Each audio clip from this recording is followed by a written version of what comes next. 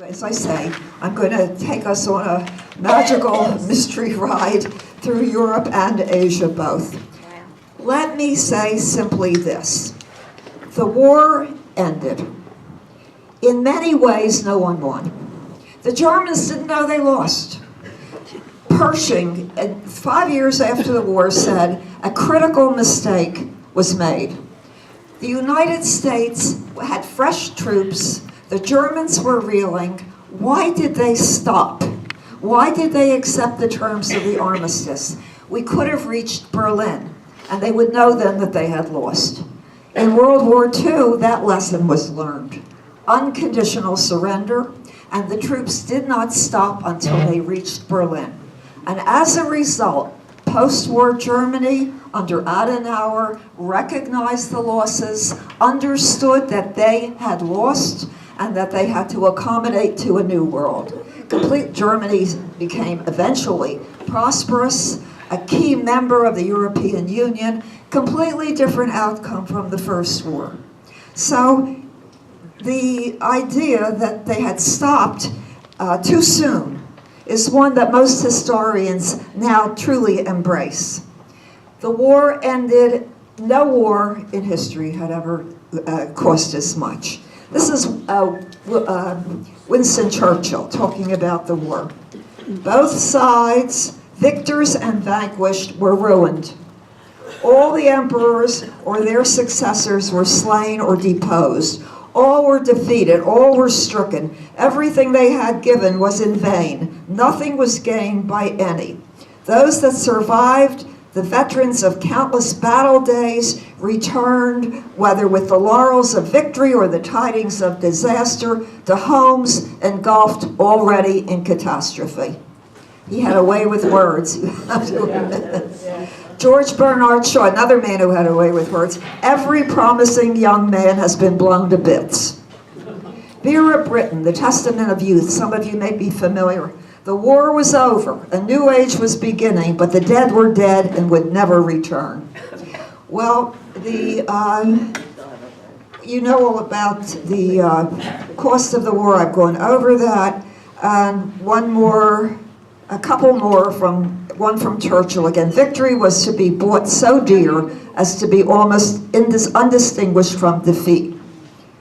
And another famous man of the age, one death may be a tragedy, but millions are only statistics. That was Lenin, another man of the age. And of course, all of the evaluations of the treaty, the feeling, peace guilt, they called it. Well, we were too harsh. In the United States, the refusal to join the League and so on. A very interesting book was published in 1938. It was called the Carthaginian Peace. It was written by a Frenchman named Manteau. The economic consequences of Mr. Keynes, because I mentioned last time, the great economist Keynes, his book was a bestseller, came out in 1919, absolutely turned the public in England and the United States against the decisions at the peace, made them feel guilty for winning the war. Peace guilt, they called it. And this is what Manteau, unfortunately, he was a young economist killed in World War II. What he said was, that never before could a peace treaty have met with such vehement and indiscriminate abuse, not on the part of the vanquished merely, but on the part of the victors. That resentment should have expressed itself on behalf of the defeated party was inevitable. Had a solution existed that could satisfy all parties at once, no war would have been fought. However generous the Allies might show themselves, defeat could never be pleasant. Merely to forego her ambition of European conquest must have enraged Germany. To lose even her former hegemony over Europe must have infuriated her more. Well, let's go on. 1919, the peace treaty has been signed. I'll come back to the consequences in the United States. But war did not end. They have come between 1918 and 1923. They have counted 7 wars in Europe, and probably, if you counted skirmishes, up to 23. 7 wars continued, war continued. In the Baltic states especially, what is, in fact, what is today Latvia, Estonia, Lithuania. In European Russia, the area that is referred to as Galicia, in Poland, war continued for 6 or 7 years. The casualties were 3 million. A good, I won't say good proportion, but about 250,000 of the casualties were Jews. This was a war that's, I guess, under the radar, because most people have never heard of it. In, I think 2 or 3 years ago, a book appeared which got a lot of attention. It's called The Vanquished: Why the First World War Failed to End. And what he goes through in The Vanquished are these wars in the Baltic states. I'm going to try to summarize it for you. The Russian, the war between Reds and Whites in Russia was in full swing. Between 1919, had begun even earlier, but 1919, 1923. Did you know that there were American soldiers that were landed in Vladivostok in late 1918? A new book has just come out called The Polar Bear Expedition. They were landed there ostensibly to protect American equipment that had been given to Tsarist Russia, but they were there actually to fight the Red Army. Similarly, the British had troops in southern Russia. And on top of it all, the German troops that were stationed in the Baltics. Remember, most of the fighting was on the Western Front, but there was significant fighting within Russia and within the Baltic states. They were kept on. They were told, don't disband, don't go back to Germany, stay and fight the Reds. So they remained, but they were surreptitious units. They were called the Freikorps, a militia type. And there were advertisements. There was a civil war in Latvia, for example. Again, communists, non-communists, they had advertisements out, recruit German soldiers. They're finished fighting. They've left the Western Front. What are they doing with themselves? They're hanging around in the German cities and causing mischief. Big mischief. But anyhow, these fighters came north and fought as part of these Freikorps, they were called, militia units. Sometimes they were called the Black Reichswehr. The Reichswehr was the German army. These were the ones who flew under the radar. Most of the leaders of the Nazi Party had experience in these wars. 3 million deaths in these wars. And they went on, really, 1919, 1920, 1921. This is what Churchill, I keep quoting him, but he's good to quote. When the war of the giants is over, the war of the pygmies will begin. Okay, and that's what began. The violence began in, actually, the violence really began in Ireland. In 1916, the Easter Rising, the British were, in a sense, fighting a guerrilla war in Ireland from 1916 on. But the fighting in the north, in the Baltic areas, in the Galicia, in parts of Poland, went on, as I said, from 1918 all the way through to 1921, 22, 23. Did you know, for example, that the Greeks decided this, the Turks had, lost also, they were the losing party. The Greeks decided this was a good time to invade Turkey. Kick them when they're down. A Greek and Turkish war ensued. Terrible casualties on both sides. Whole towns obliterated, the populations massacred. Something had been let loose in Europe by the war. It was an impulse to destroy that could not be contained. And the Greeks eventually were driven out of Turkey. mainly because the Turks reorganized themselves under the famous Ataturk, Mustafa Kemal, the great hero of Turkey, who formed an army and was responsible for the modernization of Turkey and, in a sense, reviving it as a modern state. But that's another story. Anyhow, this is how the post-war was described in an Austrian newspaper in May of 1919. It's called War and Peace. An extensive arc of post-war violence now stretched from Finland and the Baltic states through Russia, Ukraine, Poland, Austria, Hungary, and Germany, all the way through the Balkans and into Anatolia and the Caucasus. So we are facing here a war that goes on from 1919 to 1923, and it's a war of the most vicious tactics, unbelievable tactics. I'll read you a few examples, especially from the German soldiers who remained to fight against what they presumed to be the menace of the communists.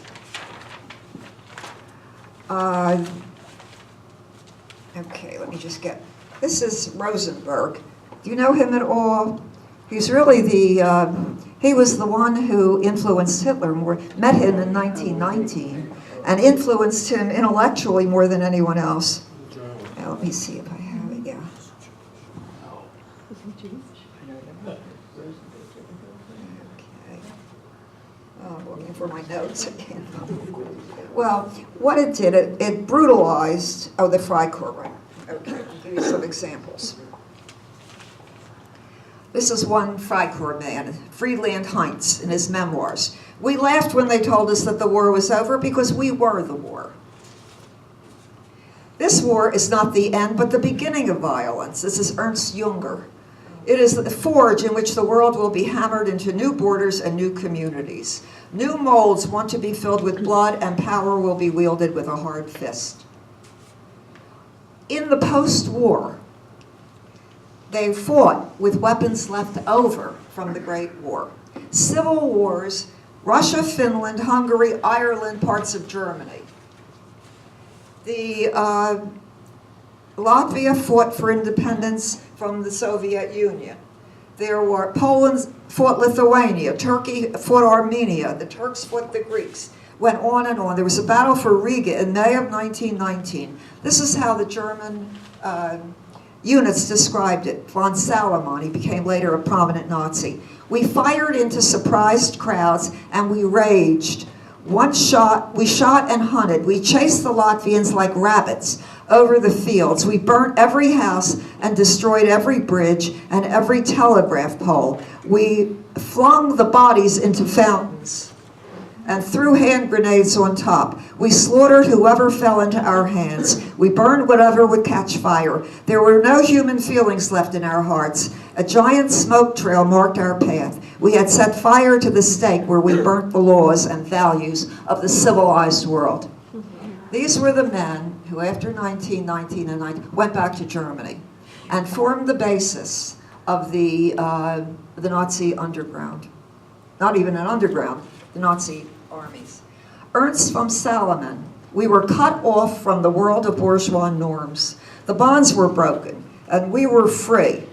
The blood surging through our veins was full of a wild demand for revenge and action and adventure. We were a band of fighters drunk with all the passions of the world, full of lust, exultant in anger. What we wanted we did not know, and what we knew we did not want. War and adventure, excitement, destruction, an indefinable surging force welled up from every part of our being and flayed us forward. This is really the Nazi ethos that's developed among these freebooting troops in Ernst Junger, another one. The war is not the end, but the beginning of violence.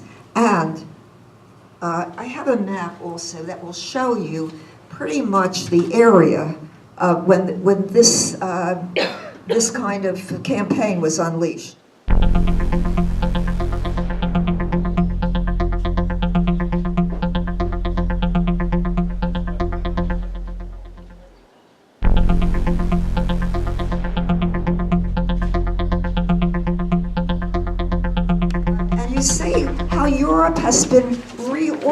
these are all new states that have appeared. Czechoslovakia appears. Poland is reconstituted. Lithuania, Latvia, Estonia, Finland. Many people thought that the violence grew out of experience in World War I, but actually Finland had not participated in the war, and there was a bloody civil war there too. And overall, the counter-revolution, Hungarians fought Romanians over the partition line. The Red Russians fought the White Russians. Yugoslavia fought the state of Italy. What we have is really a chaos after the war. It's war and peace. It's peace. They're making the Treaty of Versailles, but in the background, these terrible ethnic wars are brewing. But minorities in the countries are especially at risk. If you live, for example, if you're a Hungarian living in Romania, because the line has been changed, then you're subject to all kinds of discrimination. The same in Poland. And the League of Nations established a minorities treaty so that if you were a minority who was being discriminated against in some way, you could appeal to the League. The League had a special office. There were 800 complaints, only 4 were adjudicated in the pre-war period. And with it all, the group that suffered the most were the Jews of Eastern Europe. They were the special object of the white armies coming from Russia were convinced that the revolution had been a Jewish plot. That all of the leaders of the revolution, except for Lenin, were Jews. And therefore, what they were facing was a Jewish plot that had been foretold in a famous forgery that had been actually published back in 1906, but now it seemed to them to be very relevant. And of course, you know what I'm speaking of. That's all right, just leave it. I've got so much here, I'll never get to it anyhow. And what they were speaking of course, was the famous forgery, the Protocols of the Elders of Zion. It was a forgery that had been published actually about 1906 or 07. It had been published, we know the whole background is known now, they've traced it, they know who wrote it, why it was written, and so on and so forth. But in 1919, white Russians fleeing the revolution brought with them copies of the protocols, brought it into Eastern Europe. And the protocols tend to show a meeting held by the leaders of the 12 tribes of Israel in 1897. That, of course, was the year when the first Zionist Congress met. This is apparently an offspring of that. And if you read the protocols, they plot together to how they will take over, they own the banks, they will take over the armies, they will do this, they will do that, the world will be at their feet. This is a plan to take over the world. It generated enormous, as you can imagine. Well, that's what Lenin and the others did. They're all Jews. The only one who isn't is Lenin. That wasn't true. Lenin had a Jewish grandmother that they didn't know about. But anyhow, it's a Jewish plot. So on the one hand, you had the introduction into Europe, into Western Europe, into Germany, of the Protocols of the Elders, which the white Russian emigres, fleeing the Reds, were bringing with them. You know, in the early days, 1917, 1918, the Jews of Galicia were picked on by the Russian Reds because they were pro-German. Anything was better than what existed in Russia. And the German army were seen as liberators when they entered Eastern Russia.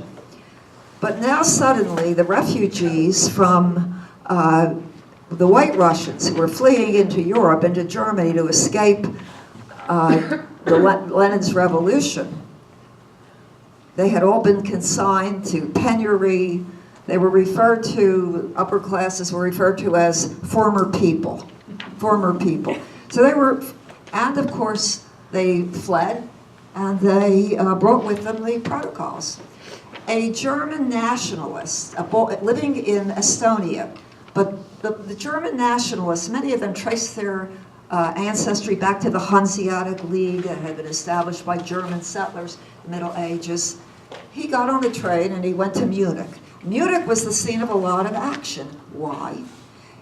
Throughout 1919, in the wake of the Red Revolution, it was as though it was spreading into Europe.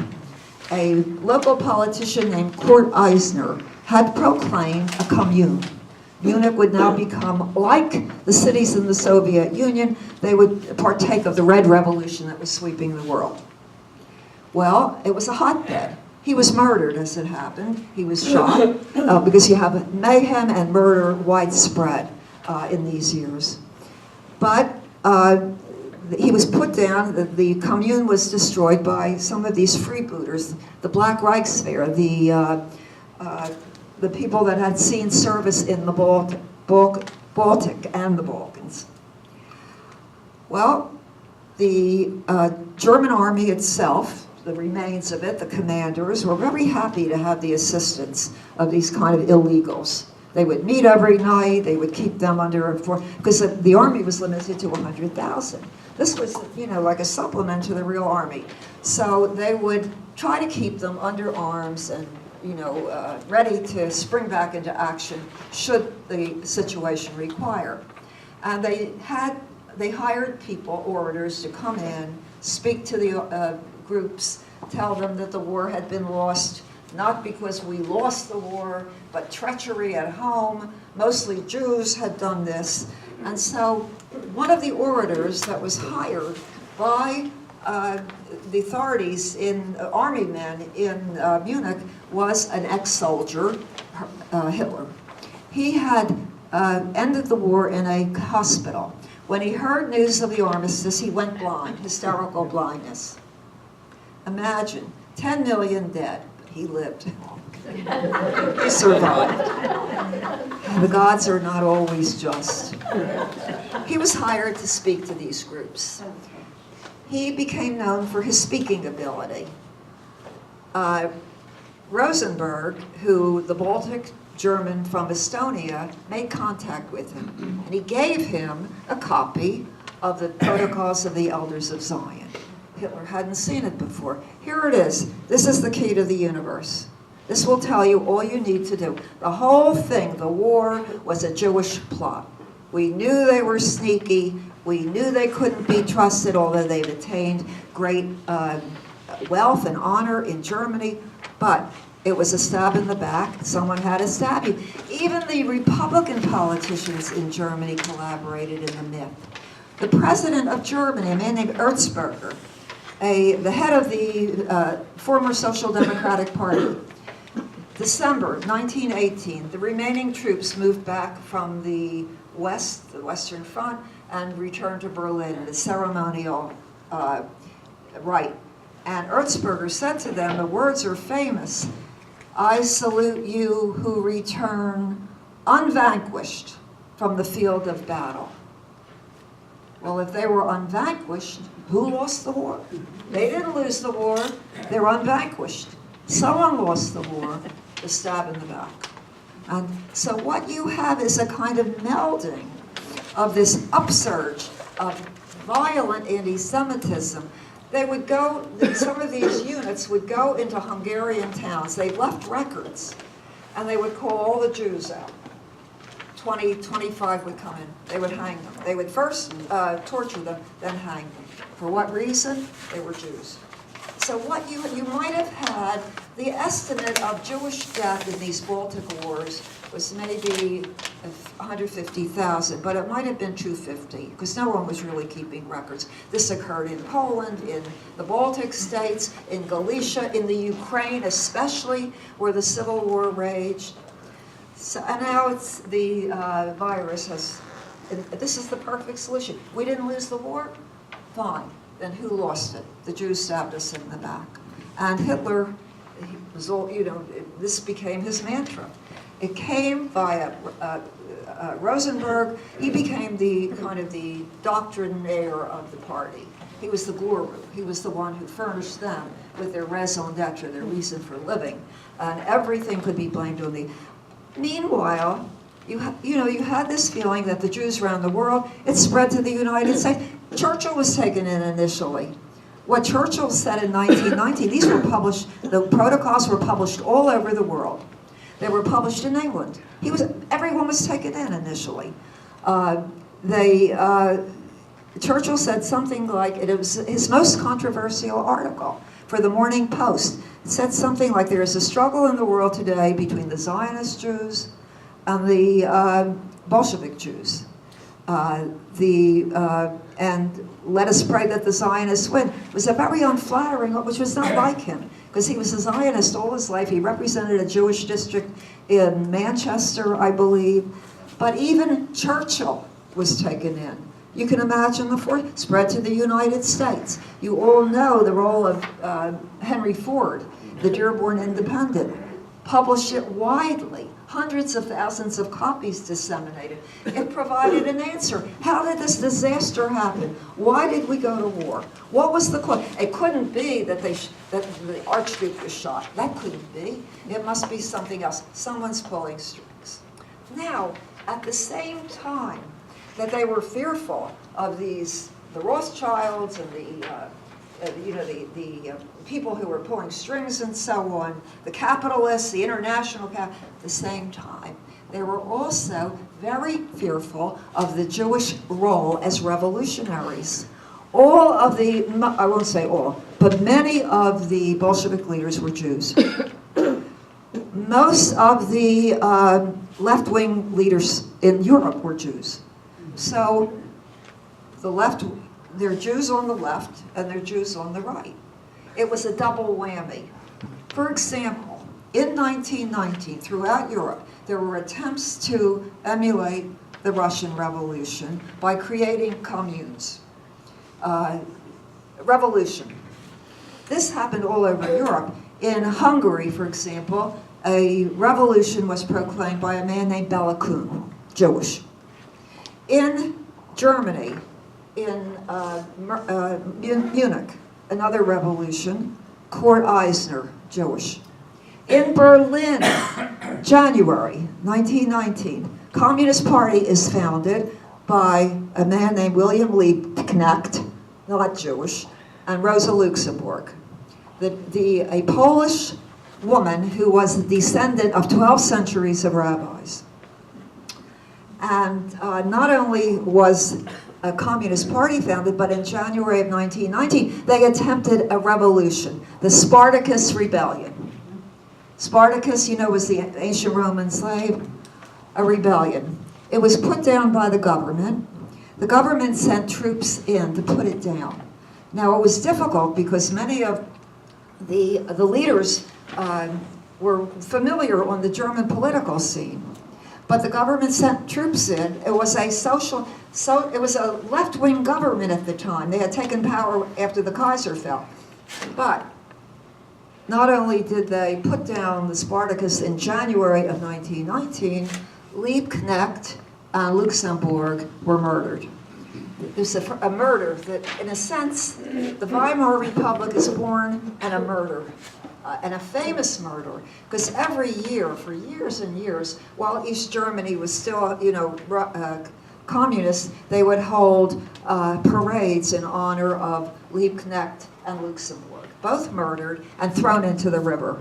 And the captain, or the captain of the local troops who did it, was one of these Baltic, entrepreneurs who was chasing people in the Baltic Wars.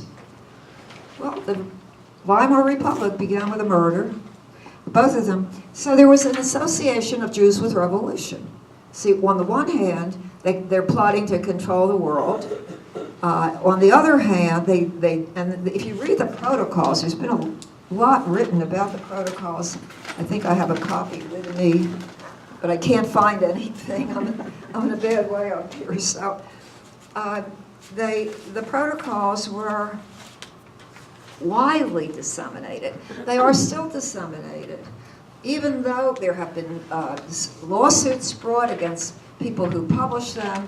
But it fits too well with some people's preconceived idea. So you had Jews on the one hand who were communists, capitalists, the right wing dominated by Jews, and on the left wing, the communists were also Jews. So you were double whammied. And it's very interesting. Most of the Jews who led these communist uprisings were what, I don't know if you've ever read anything about this period, but one author who's written a history of the Jews calls them non-Jewish Jews. They had no identification with Judaism. Their dedication was to the left, to communism, socialism, no identification. And there's a little snapshot in time of Rosa Luxemburg.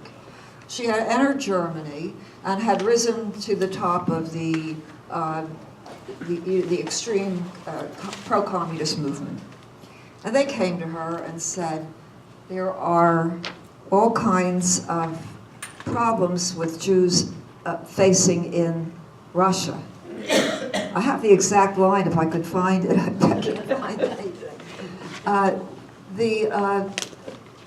And her answer was, why do you come to me with stories of these Jews? I am just as much concerned with the Indians of the Putumayo. He calls them non-Jewish Jews. Their allegiance was not only not to Judaism, they were actively hostile to Judaism. They saw it as an atavistic remnant of an outmoded era. Marx is the progenitor of this. If any of you know anything about Marx, he is the one who floats this concept of capitalism as a Jewish invention. Bitterly anti-Semitic. Was the son of a rabbi. Renounced. So, as I said, what is born in this post-war world, the protocols of the Elders of Zion, which purports to show that in effect there is a Jewish conspiracy to run the world, to take over the press of every nation, to run the governments. Rothschild is standing there, with little puppets on a string, and the countries of the world take their orders from them. And then on the other hand, they're involved in leftist movements, such as Spartacus and communists in other parts of the world. And they, in a sense, are, as I say, take your choice. Pick your poison, one or the other. Just any question you'd like to ask? Paul Johnson, his History of the Jews. It's a very good history. And what he says is that these are non-Jewish Jews. They've renounced Judaism. Their preference is for communism, socialism, whatever. That's how they see them. Okay, I have to go on. Right. Is there any understanding of what factors contribute to the ascent of all these Jewish people to these positions of leadership? What factors influence You're talking about of these revolutions, both sides, the right and the left? Well, in a sense, they were looking for answers to the problems of the modern industrial world, and they found it in Marx. What Marx said was, as feudalism gives way to the bourgeois revolution, the coming of middle-class dominance, manufacturing, and so on, what you see is increasingly bad conditions among the working classes. Ultimately, the working classes will rise, will overcome the bourgeoisie, will install a proletarian revolution, and the working classes then will take over. They have to be led by the vanguard. These are people that have studied Marx and you know what's going on.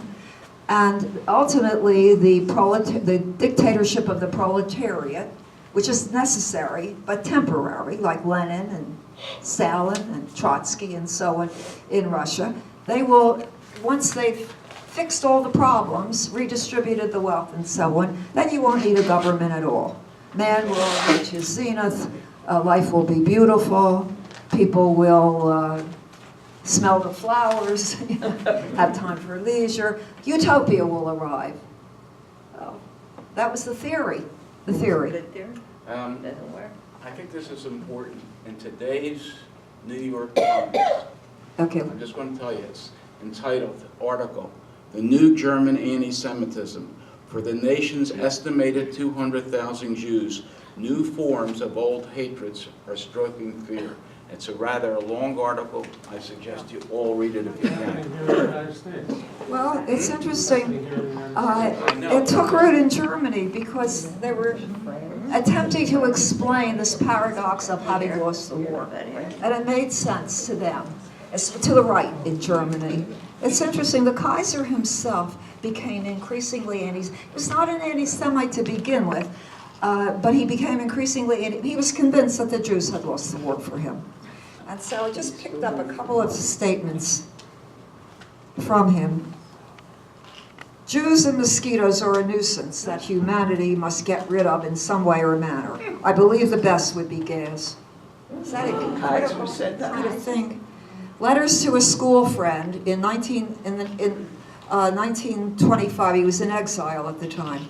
"The Hebrew race are the most inveterate enemies at home and abroad. They remain what they are and always were, the forgers of lies, the masterminds governing unrest, revolution, upheaval by spreading infamy with the help of their poison, caustic, satirical spirit. If the world wakes up, it should mete out to them the punishment in store for them which they deserve.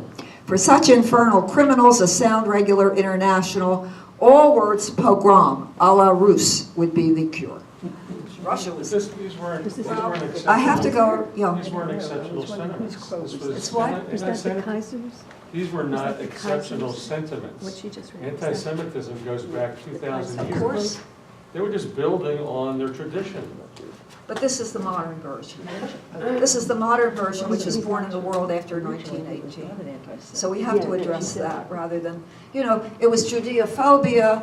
The Jews didn't recognize that the religion had been superseded. It was called supersessionism, and they should be condemned because they refused to admit that they had been superseded by Christianity. That was a different kind of Judeophobia, they called it. But it became racial in the 19th century, when concepts of race became very widespread, following the conquest maybe of Africa, where they saw differences between European civilization, and they began to equate, they began to turn anti-Semitism from a doctrinal concept into a racial one. It became racialized. And then it was, of course, made even stronger by the revolution in Russia, undoubtedly. And it extended to all elements in Germany as well. Hitler didn't invent it. Einstein, I should have mentioned this, 1919, the theory of relativity had been put forth by Einstein in 1905. Hadn't been proved. In May 1919, there was a total solar eclipse, and they had observers stationed in West Africa and in Brazil to do measurements. I don't understand any of this, but they proved it. And conclusively, the Royal Astronomical Society in England said this is the most important result since the theory of gravitation, since Newton's day. It is the result of one of the highest achievements of human thought. Everywhere but in Germany. This was not in the 1920s. And the British thought that this would be kind of, a reconciliation with the Germans, the German scientists being recognized. No. And what the Germans felt that they couldn't accept it because Einstein was a Jew. Here it is, 1921, 1922.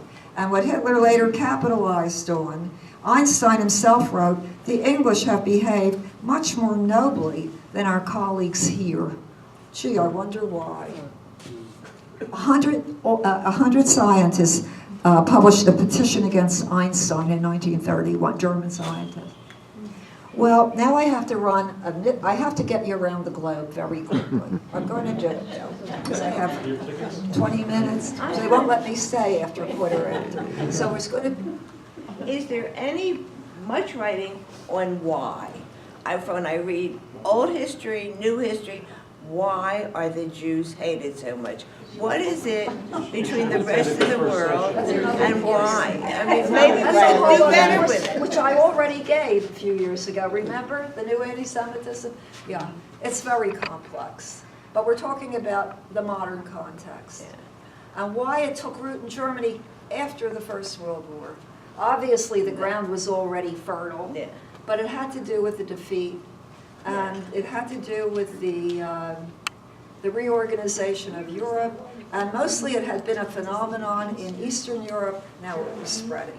And the protocols, in a sense, some that, you know, even in the United States, the protocols were well known because of Henry Ford. Hitler You know Steve read it Crofton? with relish. This proves what I can Steve say. Crofton was a, All right, I have to run around the world now, because let me just explain. Probably what's most important Is why. is not simply what happened in Europe, but what happened in the rest of the world in 1919. And so I'm going to give you a very quick run through, because I just don't have the time. Europe in 1919, the European countries controlled 85% of the world's surface. 85%. The dominant civilization in the world, the dominant industrial powers, they controlled the rest of the world with few exceptions. Already, it was not high noon, it was 1 minute after noon. 1 minute past noon. Because 1 minute after noon, the night begins, right? The night begins. 1 minute after you're born, you begin to die, right? Okay. Ireland, 1916. The Easter Rising. This was the Irish question had haunted the British for decades. A group of Irish patriots, as they would put it, stormed the post office in Dublin, proclaiming an Irish republic. A number of casualties. The British clamped down immediately, arrested the Irish, and executed them, 12 executed. The leader of the group, a famous individual, Roger Casement, I don't have time to introduce you, but he was tried as a founder of the group and executed also. It never stopped. The Irish rebellion continued as a guerrilla war. They pioneered the tactics of guerrilla war. In Palestine, when the Zionist uprising began, I think it was Begin, who was part of the what was the group? The Haganah. You're good. No, it was the good.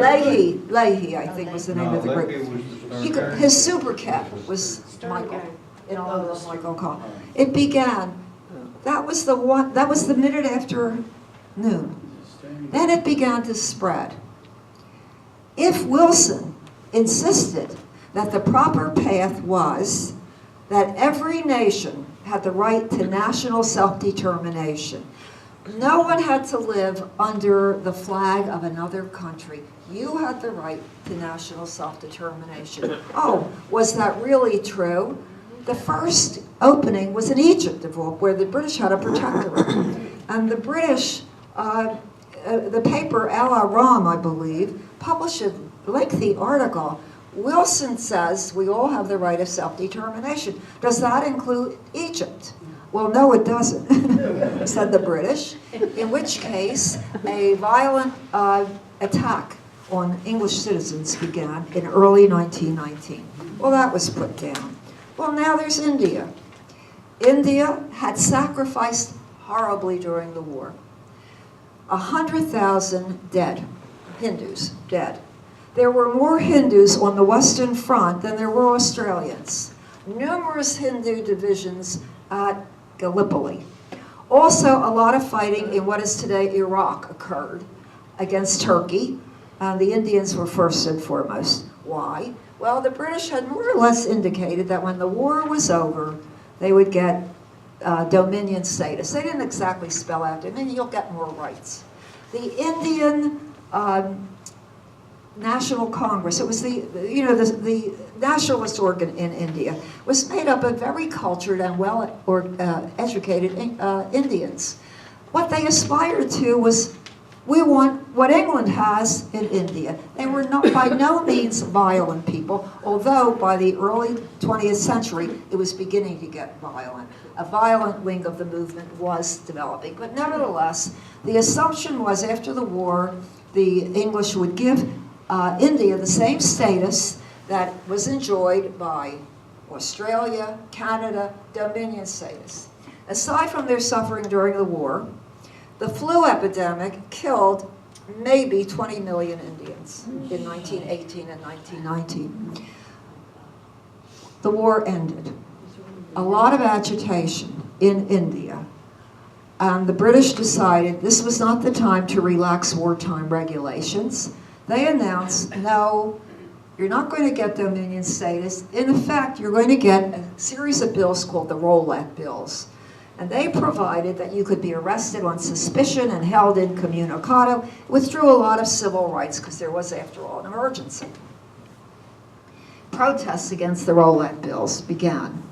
We were promised Dominion status. We've got nothing in exchange for numerous Indian deaths on the Western Front. What were we fighting for on the Western Front? And so protests began, rolling across India. And the most famous was a protest in the city of Amritsar in the Punjab province. Majority Sikhs. And the protest was scheduled for April the 14th, I believe. They would peacefully get together and protest the failure to repeal the Roulette Acts. And already there was trouble.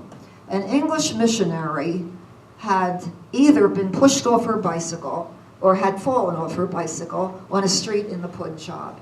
And a decree went out. This was unacceptable behavior. Indian nationalists had pushed her. And the decree was, and you can imagine this is a real Colonel Blimp decree, any Indian who wants to walk down that street has to crawl. Well, there was a lot of dispute about that. But anyhow, a general protest meeting was called. Not just a protest, it was also a Sikh feast, a religious holiday. So they gathered together in a part of the Punjab, in a part of Amritsar, which is, it's called the Jallianwala Bagh. That's the name for the area. About 1,000 people, no more than that, about 2,000 came together to protest, to pray, to protest against the Roulette Bills. The British had just appointed a new commander, General Dyer. And he was more, he's a little bit of a Colonel Blimp, I guess. And he was army to the core. We won't permit it. They're gathering in defiance of my orders. So the people were in the Jallianwala Bagh demonstrating, and he brought up 50 Gurkha troops equipped with machine guns. And they began to fire. And when the massacre was over at the Jallianwala Bagh, there was something like 350 or 60 dead and a large number wounded. They couldn't get out because it was, it was one entrance, and that's where the Gurkhas stood.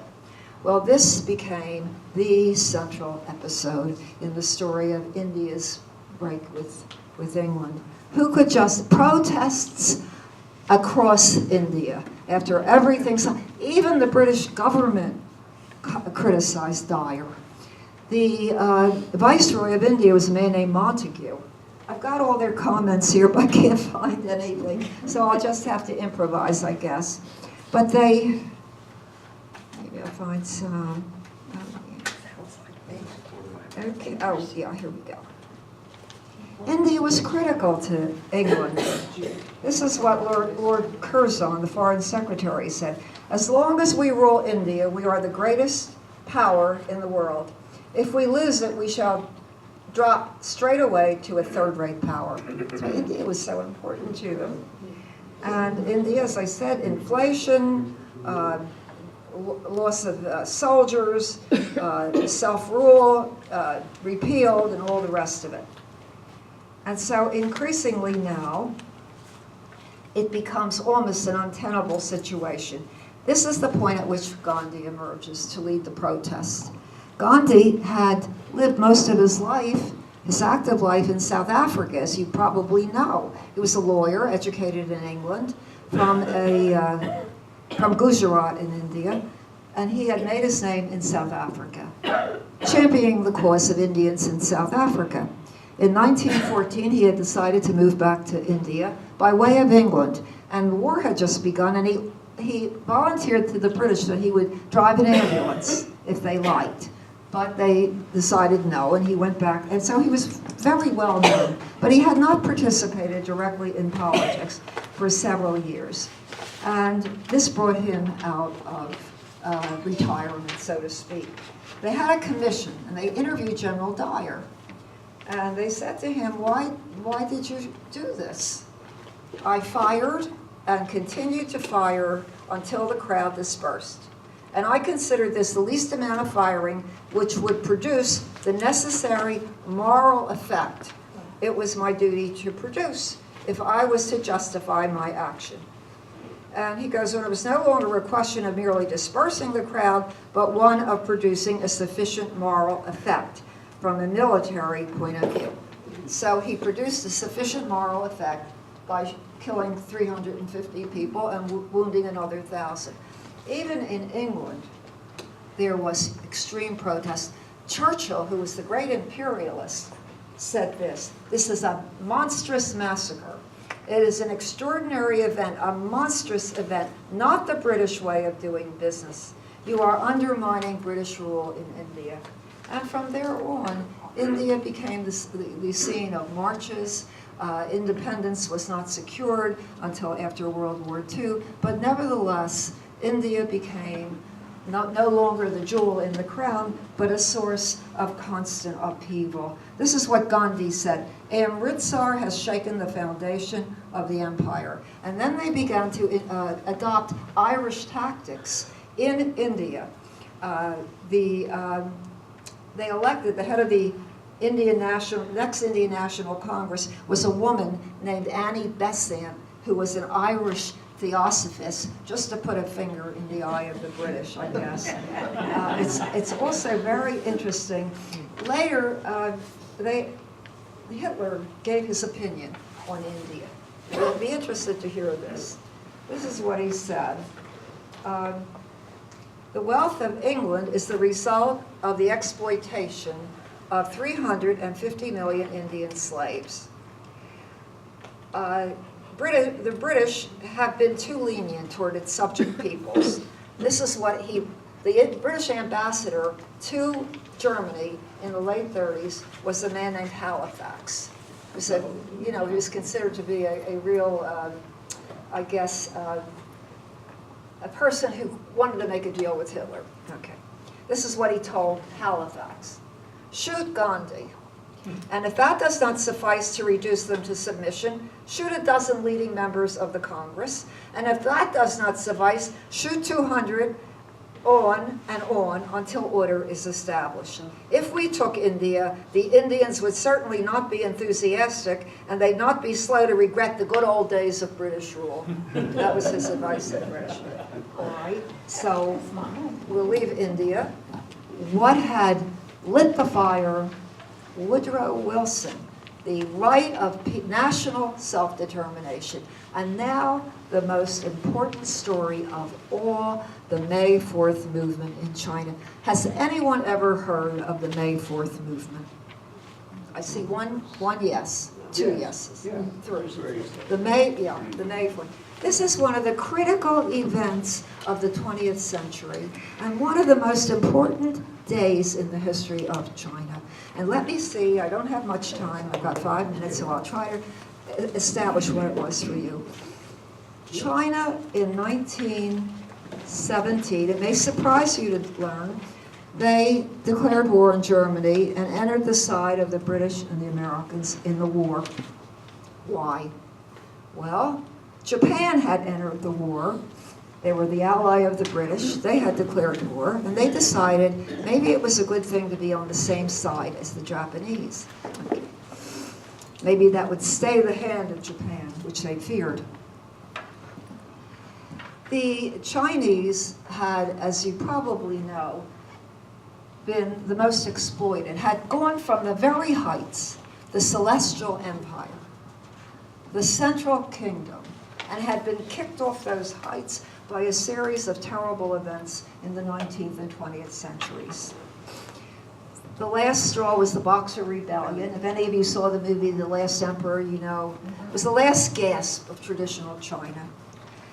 When they had to pay indemnities for the damage they did to foreign property, the United States used its share of the indemnity to bring Chinese students to the United States and educate them.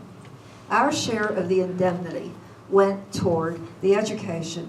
A new class was arising, a new student class in China. The notion that they had fallen so far behind the rest of the world, they had somehow to catch up. Well, they had suffered in World War I. I didn't realize this. The French were short of soldiers. You know why, Verdun. So they had imported Chinese laborers to man the Western Front. At one point, there were 100,000, to dig. They didn't man the front. They dug graves, they dug fortifications. 100,000 Chinese laborers came to France. The war was over. What had Woodrow Wilson said? Countries that should rule themselves, national self-determination. What was a better case than China? They had sent a brilliant delegation to Versailles. Everybody was in favor of restoring German leaseholds. The Germans, like the other Europeans, had grabbed a lot of territory, especially a peninsula called Shandong in the north, with a port at a great port that they had developed. And this was sacred to the, first of all, it was very, geographically, it overlooked the juncture of the Yangtze River. And it was geographically important. It was also the birthplace of Confucius, so it had other means. The Chinese were hopeful that they would get that back from the Germans. It was a German leasehold. Well, here we are at Versailles. The Japanese are part of the Big Five. You know, they're Italy, Japan, the United States, France, and England. Japanese come forward. They have their eye on Shandong also. Woodrow Wilson explains to them, no, it's Chinese, it's inhabited by the Chinese, we've just about promised it to them. Oh, you won't give us Shandong? No. Everyone had concurred, the British, the French, everybody. China should have this peninsula back. Oh, then a couple days later, the Japanese came forward. We have something we want to insert into the treaty. Oh, what does it say? And I'm going to paraphrase. All men are created equal. Racial equality. That should be recognized in the treaty. Racial equality. What happens to India if we proclaim something like the British thought? What about Vietnam? The French own Vietnam. What happens if they insert that? Already a little man named Nguyen Ai Hoc was wandering around Paris with a petition.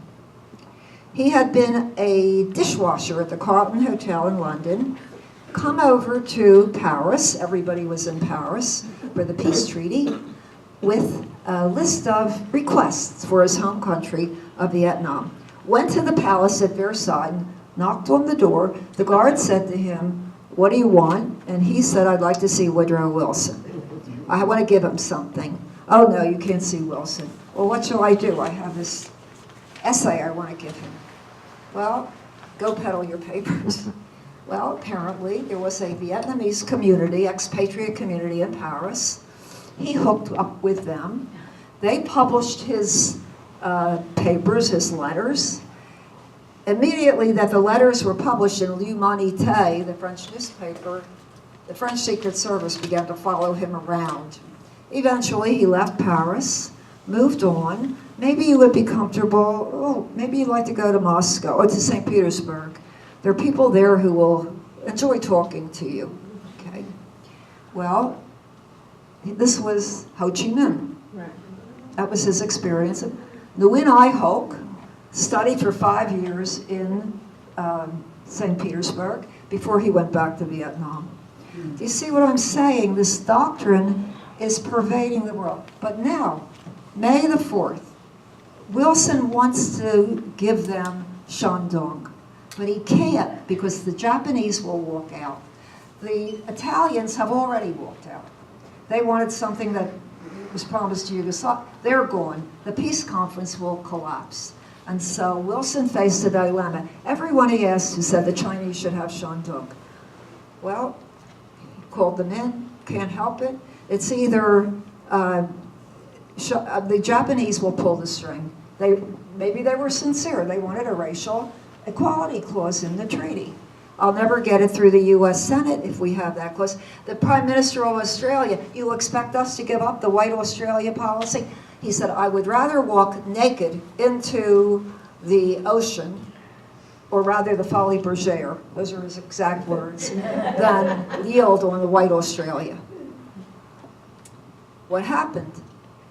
He gave the Japanese Shandong. That night, May 3rd, they found out in China, Beijing, the university, that they were not getting Beijing. They were not Shandong. That the leasehold was going to Japan, from Germany to Japan. The birthplace of the place where Confucius was born, the most critical peninsula.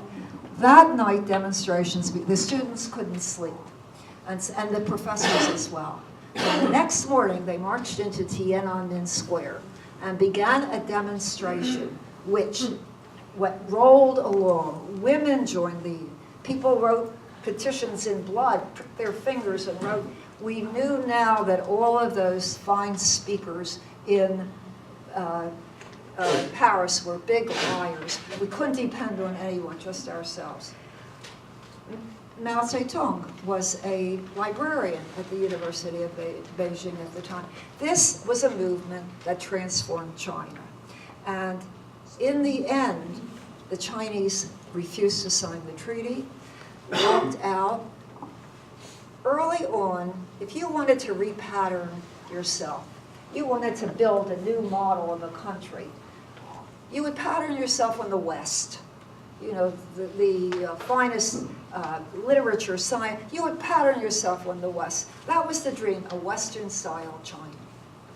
But now there was a rival. There was another model existent in the world. It wasn't simply you had to become like the West to endure in a modern world. No, there was another model. Do you know what the other model was? The Soviet experiment, or whatever it was. One sec, I have to finish it. There was a rival. There was a rival. What was the rival? The Russian model. Oh, and the Russians were very happy to send organizers and money. The Russians were the pariahs of the world. Oh my God, there are people who, maybe would like to get together with us. That movement transformed China. It transformed nationalism, and it transformed, because it brought communism to China. 1 year later, Mao and 25 other similarly opinion Chinese founded the Chinese party in a little house in, I think it was in the town of Tianjin.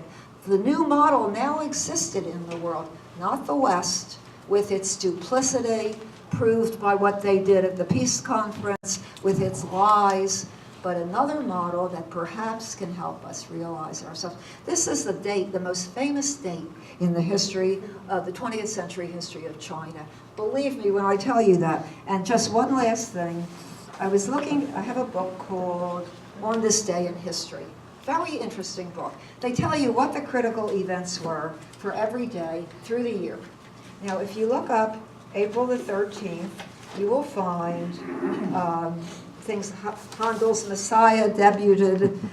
The first elephant arrived in New York for a zoo came from India. 1919, thousands of Sikhs from villages in Amritsar gathered, so the Amritsar massacre is covered. Now you look at May 4th, okay? This critical movement, the most critical event maybe in the history of 20th century China, Handel's Messiah debuted in 1742. Oh, excuse me, I got the wrong one. May 4th. Columbus landed in Jamaica on May 4th. Rolls met Royce. They were actually people. One was an aviation pioneer, and the other made cars. In 1970, there was a riot at Kent State. You remember that? In 1982, there was a British liner went down in the Falklands War. In 1994, Rabin and Arafat signed an accord. No May 4th. What does that tell you? Book is incomplete. They don't know what's going on. How They didn't think anything of it. oblivious we are to events. This is maybe, of a handful of events of the 20th century. This was the event that I guess put China on the road to modernity, modernization, a critical event as the Chinese see it, but nowhere else. Well, that's all Western civilization.